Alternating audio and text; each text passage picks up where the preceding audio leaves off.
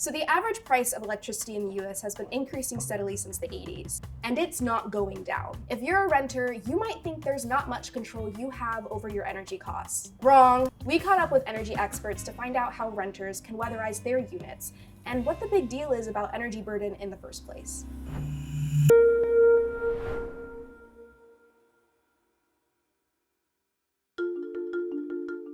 Energy burden is defined as the percentage of gross household income spent on energy costs. Okay, so what does that mean? Well, take your average housing energy costs and divide it by your average annual household income. To convert it to a percentage, multiply it by 100. Any household that has an energy burden of 6% or greater is considered a high energy burden household, according to the American Council for an Energy Efficient Economy. The council also found that energy burden particularly affects low-income, Black, and Hispanic households, and that high energy burdens are correlated with a higher risk of respiratory disease and increased stress.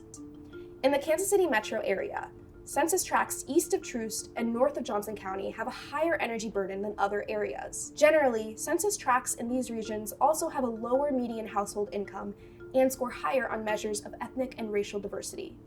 These areas also see a higher percentage of renters compared to owners.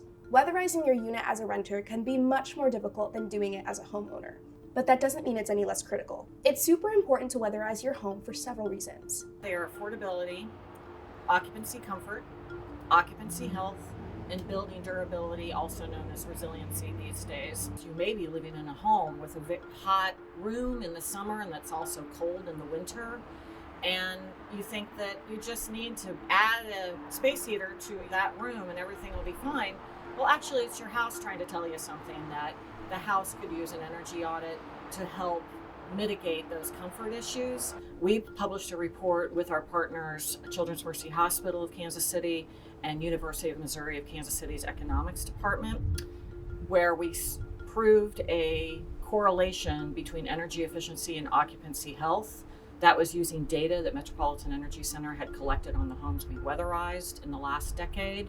Systemic issues continue to perpetuate the problem. The first one I like to highlight is the fact that renters pay the utility bills directly, usually to the utilities.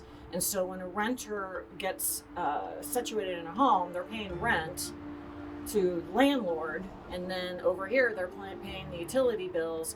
And the landlord may be a very good person, but just out of the loop and not realizing that the utility bills are higher than average and that the residents are super uncomfortable. One policy that could eliminate this issue is called Building Performance Standards. Building performance standards are set by local and state governments to improve the energy performance of buildings. And this is a way that you can really start to hone in on the high energy users amongst larger buildings.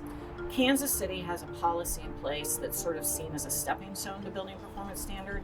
It's called benchmarking, and the city requires buildings of a certain size report their utility use in order for the city to start getting inventory of all our greenhouse gas usage, but that also gives us information to the city on how efficient these buildings are. So hopefully you can see where I'm going with this.